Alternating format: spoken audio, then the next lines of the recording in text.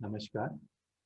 मैं नितिन राजपूत आज आपके साथ अपनी किताब the philosophy psychology and strategy of civil service examination का हिंदी में अनुवाद करने जा रहा हूँ। इस श्रृंखला में यह हमारा छठा वीडियो है।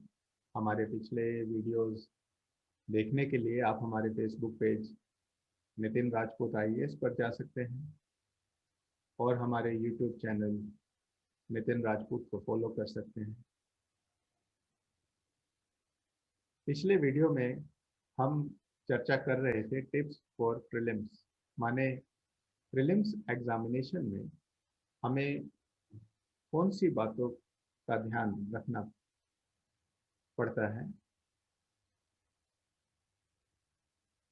यह विषय अभी पूरा नहीं हो पाया था, तो इसी विषय को आगे बढ़ाते हुए आज हम अपनी चर्चा शुरू करते हैं और देखते हैं वह कौन सी बातें हैं जिनको लेकर कैंडिडेट्स को बड़ा सजग रहना चाहिए प्रीलिम्स एग्जामिनेशन को लेकर।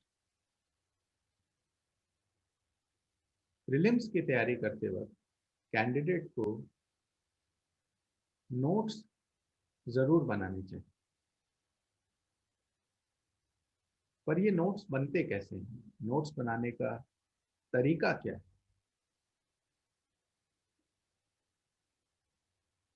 आज तक आप अपना स्कूल या कॉलेज में जिस प्रकार नोट्स बनाते आए हैं, सिविल सर्विस एग्जाम में नोट्स बनाने का तरीका उससे बेहद अलग है। यहाँ पर हम एज्यूम करके चलते हैं कि आप लोग ग्रेजुएट हैं, तो आपकी इतनी अंडरस्टैंडिंग पावर तो होगी कि आप जो बेसिक किताबें हैं उनको पढ़कर उनके कॉन्सेप्ट्स को समझ सकें। फिर भी अगर कॉन्सेप्ट्स को समझने में दिक्कत आती है तो कॉन्सेप्ट्स को लेकर जो मुख्य बिंदु हैं उन्हें आपको अपनी किताब में ही उतार लेना चाहिए। उनके नोट्स बनाने की जरूरत नहीं है। अगर आप चैप्टर वाइज नोट्स बनाने चलेंगे जैसा कि स्कूल के टाइम पर लोग करते हैं, तो केवल 1 2 3 4 5 10 चैप्टर के नोट्स बनाने के बाद आप हार मान लेंगे, क्योंकि सिलेबस उस हिसाब से काफ़ी बड़ा है और आप थक जाएंगे। और एक बार आपने यह कार्य छोड़ दिया तो इसका मतलब है जो एक बेहद महत्वपूर्ण कार्य था उसको आपने छोड़ दिया है और उसके उस गलती की कीमत फिर आगे जाकर आपको चुकानी पड़ेगी। तो सवाल यह खड़ा होता है कि नोट्स बनाए तो बनाए कैसे।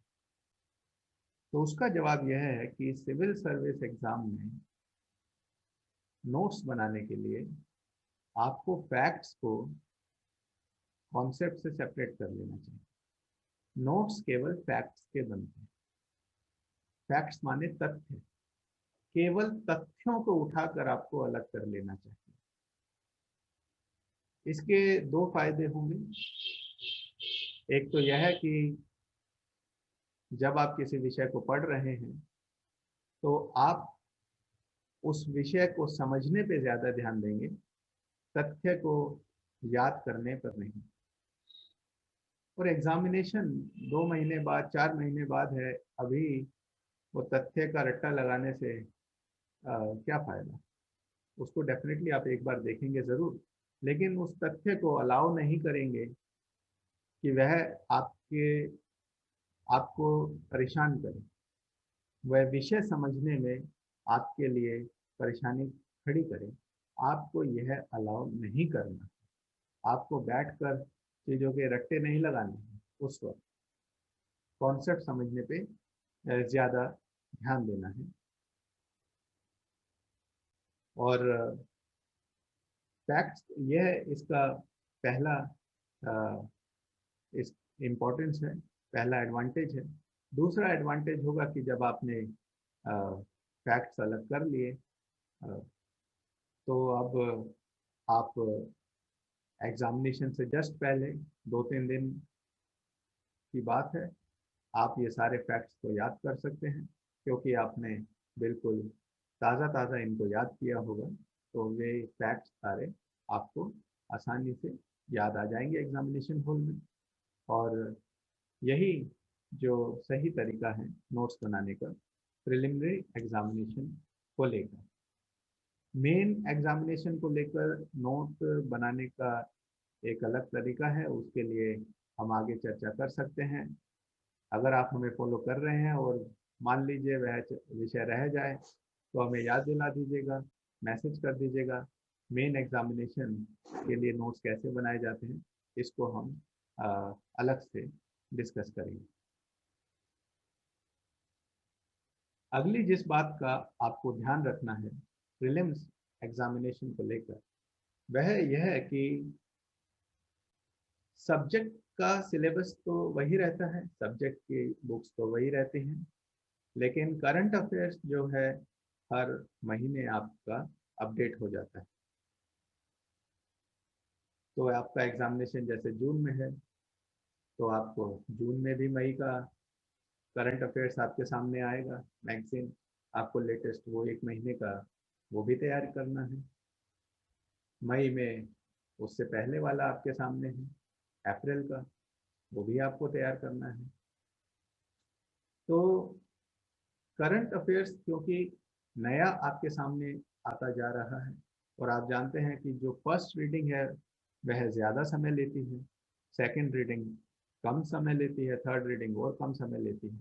इसलिए इस बात के प्रति जागरूक रहते हुए आपको सब्जेक्ट्स जो हैं उन सब्जेक्ट्स को, उनके बेसिक सोर्सेज को पहले पढ़ लेना चाहिए, उन पर कमांड पहले कर लेनी चाहिए, ताकि बाद में आप केवल उनका रिवीजन करें, ना कि उनकी फर्स्ट रीडिंग। आखिरी बात जो प्रीलिम एग्जामिनेशन की तैयारी को लेकर मैं आपके सामने करना चाहता हूं कि अगर आपकी परिस्थिति यह है कि आपको एग्जामिनेशन तो हर हालत में देना है, क्योंकि आपकी अब उम्र हो चुकी है कि आपका अटेम्प्ट छोड़ने का कोई मतलब नहीं बनता है, एग्जामिनेशन तो आपको देना ही है। ऐसी परिस्थिति में जब आपको एग्ज़ाम देना ही है और समय का अभाव पड़ रहा है, तो आपको क्या करना चाहिए? समय का अभाव है तो उसमें ऐसा करिए कि पहली बात तो समय के अभाव में कोई मूर्खता मत करिए कि बेसिक सोर्सेज छोड़कर आप एडवांस सोर्सेज जो है पढ़ने जा रहे हैं। बेसिक सोर्सेज क्या होंगी? मतलब मुख्य किताबें जो आपको पढ़नी हैं उनके बारे में आपको हमारी टेस्ट सीरीज से पता चल जाएगा। लेकिन वो भी अगर आपके सामने आपको लगता है कि ये भी पढ़ना थोड़ा आपके लिए मुश्किल हो रहा है, तो उसमें भी मैं आपको बता देता हूँ, ज्योग्राफी में GC Leong plus India geography वाली जो एनसीईआरटीज हैं उन पर फोकस कीजिए। दो नहीं तो एक एटलस कर लीजिए, उसमें भी वर्ल्ड को छोड़कर इंडिया पर फोकस कर लीजिए। हिस्ट्री में मॉडर्न पर फोकस कर लीजिए। पॉलिटी में प्रतियोगिता दर्पण एक अच्छा सोर्स है, उसमें वो शुरू के केवल 75 या 80 पेजेस में प्रीलिम्स पॉइंट ऑफ व्यू से लिखकर आपको कंसाइज मटेरियल देते हैं। वो प्लस पीएम बख्शी को केवल फंडामेंटल ड्यूटीज तक पढ़ लीजिए, और बाकी सब तो करंट अफेयर्स से करना ही है, करंट अफेयर्स का एक सोर्स कर लीजिए। तो ये तो मैंने आपको मेजर सोर्स बताए जिस पर आपको फोकस करना है, इस पर तो ज़्यादा ध्यान दीजिए। और जो छूट गया है बाकी का प्राइमरी सोर्स, उसकी फास्ट रीडिंग कर लीजिए। बिल्कुल छोड़ना तो गलत होगा, फास्ट रीडिंग आपको करनी पड़ेगी। तो इस तरीके से आप जो प्राइमरी सोर्सेज हमने आपको बताए हैं उनको कर लीजिए, प्लस हमारी टेस्ट सीरीज कर लीजिए। मार्क्स आपके चाहे टेस्ट सीरीज में कुछ भी आते हैं उससे अब क्या फ़र्क पड़ता है, क्योंकि आपके पास समय का अभाव है। आइडियली तो आपको पूरी तैयारी के साथ वो टेस्ट सीरीज देनी चाहिए थी, लेकिन जब एग्ज़ाम देना ही है तो टेस्ट सीरीज को दे दीजिए, क्योंकि उससे आपकी प्रैक्टिस हो जाएगी अपने गलतियों को सुधारने में, प्लस पढ़ने का सही तरीका भी आपको पता चल जाएगा। तो ये बातें आपको जनरली प्रीलिम्स की तैयारी के वक्त ध्यान में रखनी है। अब मैं आपके साथ उन खास बातों पर रोशनी डालना चाहूँगा जो आपको एग्जामिनेशन हॉल में ध्यान रखनी है प्रीलिम्स एग्जाम देते हुए। एग्जामिनेशन हॉल में जो एक बड़ी गलती कैंडिडेट्स करते हैं, जिसको गलती ना कहकर जुर्म भी हम कहें तो ठीक होगा, वह ये कि आप सवाल को सही पढ़ते ही नहीं हैं। यूपीएससी बड़ी चालाकी से जब सवाल बनाते हैं तो किसी सवाल में पूछ लेते हैं इनमें से कौन सी स्टेटमेंट सही है, कभी पूछ लेते हैं इनमें से कौन सी स्टेटमेंट सही नहीं है। तो कैंडिडेट को सवाल आने के बाद भी अगर उसने ये नहीं पढ़ा कि पूछा क्या गया है, सही है या सही नहीं है, तो केवल इसको ना पढ़ने से कैंडिडेट अपना गलती कर देता है। प्लस सवाल की लैंग्वेज जिस तरीके से पूछी गई है उसको भी आपको बड़े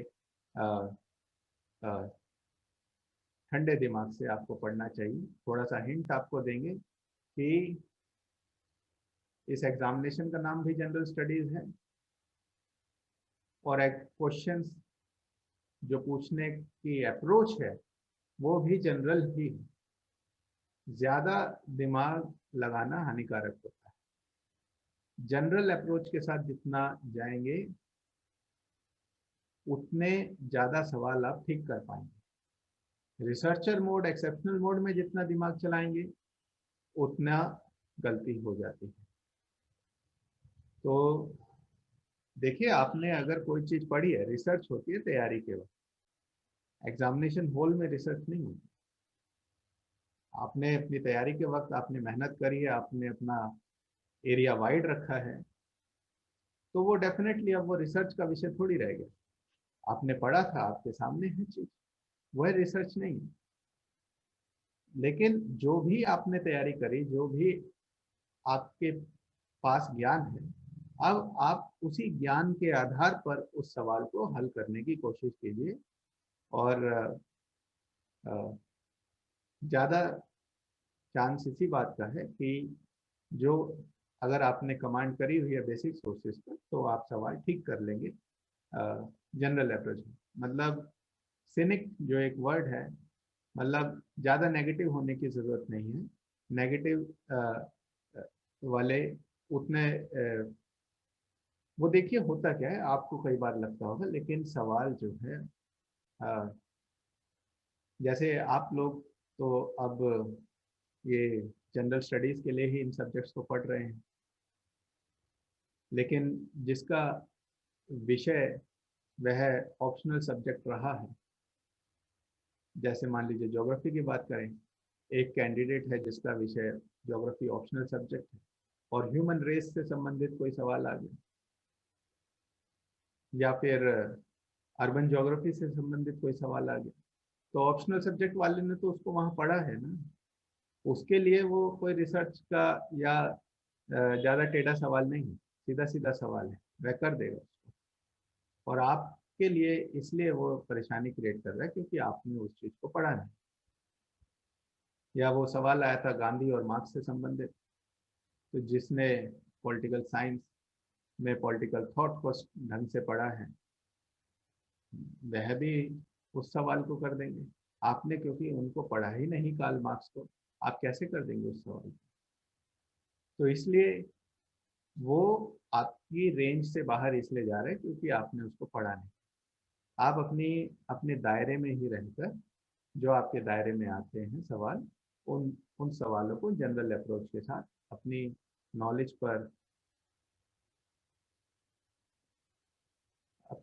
पर विश्वास रखते हुए उन सवाल को हल करिए, आपके सवाल ज़्यादा सही हैं। अगली गलती जो कैंडिडेट्स करते हैं वह यह है कि वह किसी सवाल के साथ ज़्यादा समय बिता देते हैं। इसके पीछे कहीं ना कहीं एक मनोवैज्ञानिक रीज़न भी आ जाता है सबकॉन्शियस में उनके, कि कुछ कैंडिडेट सोचते हैं यह तो मेरा फेवरेट विषय है, मेरा मुख्य विषय है, मेरे को इस विषय पर महारत हासिल है, मैं ये सवाल, इस विषय के सवाल तो मैं कर सकता हूँ।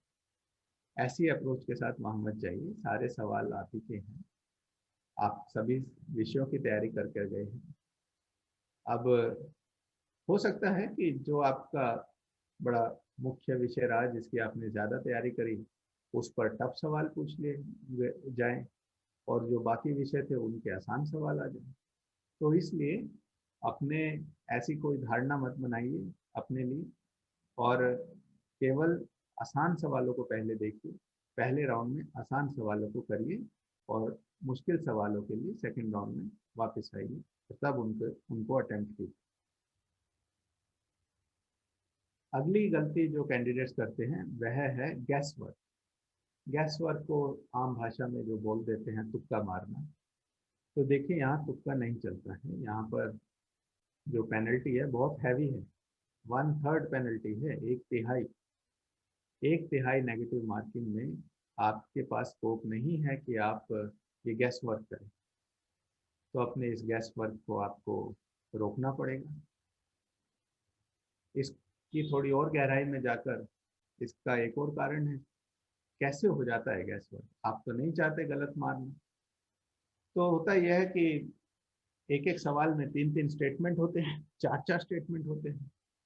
अब आपको उसमें से 3 या 4 में से 2 आते हैं, और ये एक स्टेटमेंट या 2 स्टेटमेंट आपके लिए परेशानी खड़ी कर रहे हैं। तो पहले तो देखिए, कोशिश कीजिए ऑप्शंस के ऊपर भी नज़र डालने की। हो सकता है जो आपको स्टेटमेंट आता है, एक या दो, हो सकता है उसी आधार पर वह सवाल हल हो रहा हो, तो ठीक है, उसको कर दीजिए। लेकिन अगर बाकी के 2 स्टेटमेंट की वजह से आप वो नहीं कर पा रहे हैं, तो मतलब आपको वो सवाल नहीं आता है। इस बात का विश्वास कीजिए। तो थोड़ा सा आपके लिए मन दुखी होगा कि जैसे ऐसा फील होगा कि किनारे पे आकर डूब गए, लेकिन वहाँ पर अपने आप को रोक लेना ही सही है। गलती करना सही नहीं होगा। अगली गलती कैंडिडेट्स करते हैं कि या तो उन्हें लग सकता है कि पेपर टफ आया, या वाकई में पेपर टफ आया हो। दोनों में से कोई भी कारण है, वो तो एग्ज़ाम के ख़त्म होने के बाद ही आपको पता चलेगा। लेकिन आप अब एग्जामिनेशन हॉल में बैठ गए हैं, पेपर देखा और आपको लग रहा है कि पेपर तो बहुत टफ है। तो इसको लेकर, अगर वाकई में पेपर टफ है तो पेपर सबके लिए टफ होगा और कट ऑफ फिर कम ही जाएगी। तो इसलिए आपको घबराने की ज़रूरत नहीं है। आप केवल उन्हीं सवालों पर फोकस कीजिए जो सवाल आपको आते हैं। और ऐसा भी हो सकता है कि पेपर टफ ना हो, आपको पहली दृष्टि में लगे कि पेपर टफ है। जब आप ठंडे दिमाग से दोबारा से उन सवालों को पढ़ेंगे तो आपको लगेगा, पता चलेगा कि बहुत से सवालों में तो शब्दों का खेल किया गया और केवल वो आपकी हड़बड़ाहट में, आपकी घबराहट में आपने उसको गलत समझ लिया। तो इसलिए घबराए नहीं और कोई भी ऐसा कदम ना उठाएं। और अगर आप उनमें से हैं अभी भी कुछ इमेच्योर लोग जो हार बर्दाश्त नहीं करते, हार होते ही अपने, जैसे अगर क्रिकेट खेल रहे हैं तो अपने बैट को ही तोड़ देते हैं, टेनिस खेल रहे हैं तो अपने रैकेट को तोड़ देते हैं। अगर आप इतने इमेच्योर हैं तो फिर तो ऐसे कैंडिडेट्स अपनी हार सामने देखने के बाद डेफिनेटली एक अलग ही सेल्फ डिस्ट्रक्टिव मोड में चले जाएंगे। लेकिन फिर भी आपको बताना चाहूँगा, ऐसा मत करिएगा। आपके चांसेस ऑफ सक्सेस हो सकता है आप एंट्री कर रहे हैं, आपका लेवल है, लेकिन आपकी ऐसी ही गलती, आपके गुस्से के कारण, आपकी घबराहट के कारण आप अपना वो अटेम्प्ट स्पॉइल कर लें। इसलिए एग्जामिनेशन हॉल में बड़े संयम के साथ, बड़े धीरज के साथ आपको वहाँ पर बिहेव करना है, अपने आचरण को सही रखना, अपने पर विश्वास रखना है और एग्ज़ाम को एग्ज़ाम की तरह ही लेना है। सवाल आपको आता है तो आपने कर दिया, उसका बाद में परिणाम आता रहेगा, वहाँ पर धैर्य आप जो है बनाए रखें। अगली गलती है टाइम मैनेजमेंट। तो कैंडिडेट्स अपने टाइम को मैनेज नहीं कर पाते। देखिए, अभी वैसे कोविड का टाइम चल रहा है, मालूम नहीं कि घड़ी पहनना अलाउ करेंगे या नहीं, फिर भी घड़ी पहन कर जानी चाहिए ताकि आपको समय का पता चलता रहे। और हर 15 मिनट में आपको अपनी प्रोग्रेस के ऊपर नज़र डालनी चाहिए कि 15 मिनट में आपने कितने सवाल कर लिए हैं। इस तरीके से आपको आगे बढ़ना चाहिए। अगर पहले 15 मिनट में लगता है कि आप पीछे रह गए, कम सवाल हल हुए, तो आपको अपनी स्पीड बढ़ाने की ज़रूरत है। और पहले राउंड में तो उल्टा ज़्यादा सवाल होने चाहिए, कम सवाल होने का मतलब ही क्या है? क्योंकि पहले तो आपको आसान सवाल हल करने हैं। तो आसान सवालों के लिए आपको देखिए, सीरियल ऑर्डर में नहीं जाना है क्वेश्चन पेपर कि मैं, अगर आपके 100 सवाल हैं तो पहले पहला, फिर दूसरा, तीसरा, चौथा, ऐसे नहीं करते। आप सवाल पढ़ते हैं, एक एक नज़र मारते हैं, पेज पलटते हैं, सबसे पहले सारे पेजेस पलटते हैं, सब पर नज़र मारते हैं और फिर अपना डिसाइड कर लेते हैं ये मेरे को लगता है कि मुझे ये सवाल आते हैं, फिर आप उन सवालों को हल कर लेते हैं। तो इस अप्रोच के साथ आपको करना चाहिए। उल्टा शुरुआत में आपके ज़्यादा सवाल होंगे और बाद में आपको धीरे धीरे कम सवाल, क्योंकि बाद में मुश्किल सवाल हो जाएंगे जिनको बारे में आपको विचार करना पड़ेगा। तो इस तरीके से आपको इन बातों का ध्यान रखना चाहिए और कोशिश रखनी चाहिए फिर भी कि आखिर तक ना लेके जाएं, 5 मिनट पहले जो है इसको, अपने पेपर को पूरा करने की आप कोशिश कीजिए। आखिरी जिस बात का आपको ध्यान रखना चाहिए वह यह है कि OMR शीट, माने वो शीट जिस पर आपको अपने आंसर्स मार्क करने होते हैं। एक तो आपको क्वेश्चन पेपर मिलता है और एक OMR शीट मिलती है। OMR शीट में आपको आंसर्स मार्क करने होते हैं। तो आपको ये OMR शीट जो है रेगुलर इंटरवल पे इसको भरते रहना चाहिए। इसको आखिर के लिए नहीं छोड़ना है। आखिर की वजह से ऐसा देखा गया है कई कैंडिडेट्स के साथ, ये भी जुर्म है, ये गलती नहीं है। इतने मैच्योर होने के बाद आप IAS का एग्ज़ाम देने जा रहे हैं और ऐसी गलती आप कैसे कर सकते हैं कि आपको सवाल आते थे लेकिन आप OMR शीट में उसको भर नहीं पाए। यह एक्सेप्टेबल नहीं है। आप एक एक पेज, जो आपका क्वेश्चन पेपर का एक पेज है, उस पर जितने सवाल हो गए तभी उसको OMR शीट में ट्रांसफ़र कर दीजिए। और डेफिनेटली आपको जैसा कहा, पहले तो आप वही सवाल करेंगे जो जिन पर आपको कॉन्फिडेंस है, तो इसलिए आपको वो कर देना चाहिए। और डाउट्स वाले के लिए थोड़ा वेट कर सकते हैं कि चलिए इसको अभी मुझे थोड़ा शायद एक बार और देखना पड़ेगा, उसको ट्रांसफ़र मत करिए। लेकिन आपको OMR शीट भरने का एक और फ़ायदा है, आपको कॉन्फिडेंस आता रहता है, आपके सामने दिखाई दे रहा है कि आपने कितने सवाल कर लिए हैं। तो इसलिए OMR शीट को रेगुलर इंटरवल पर आपको भरते रहना चाहिए। तो इन बातों का आपको ध्यान रखना चाहिए प्रीलिम्स की तैयारी करते हुए। प्रीलिम्स की प्रिपरेशन को लेकर भी हमने आपके साथ चर्चा करी, और प्रीलिम्स देते हुए एग्जामिनेशन हॉल में आपको क्या ध्यान में रखना है। और ये एक छोटी सी बात कि एग्जामिनेशन हॉल पर पहले पहुंचना, तो आपको ये तो बताने की बात नहीं है, समय से जाने की बिल्कुल ज़रूरत है। और जो लोग कहते हैं कि एग्ज़ाम से जस्ट पहले नहीं पढ़ना चाहिए, तो वो क्या नहीं पढ़ना चाहिए उस पर निर्भर करता है। अगर आप कोई चैप्टर पढ़ने जा रहे हैं, पढ़ रहे हैं, तो डेफिनेटली वह तो एक बड़ा मूर्खतापूर्ण बात है। आप रिवाइज कर सकते हैं, आपने जो नोट्स बनाए हैं फैक्ट्स वो आप रिवाइज कर सकते हैं एग्जामिनेशन हॉल से के बाहर भी। तो इस तरीके से अपना धैर्य बनाए रखें और प्रीलिम्स को अपना बेस्ट दें। सफलता आपको ज़रूर प्राप्त होगी डेफिनेटली। और लेकिन the way you practice the way you perform, जैसी आपकी प्रैक्टिस है उसी हिसाब से आपकी परफॉर्मेंस आएगी।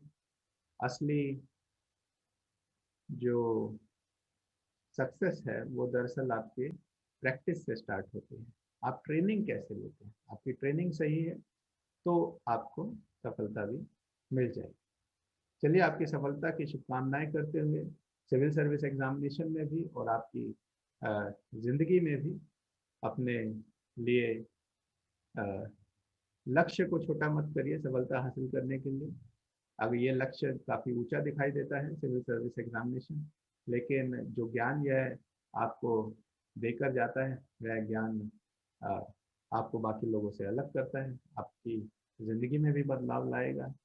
तो जो भी है, आप सही रास्ते पर हैं, ज्ञान के रास्ते पर हैं। Give your best to this examination. Thank you very much, धन्यवाद। मिलते हैं अगले वीडियो में। हम डिस्कस करेंगे mains beyond the definitions and theories, mains के स्वरूप को लेकर।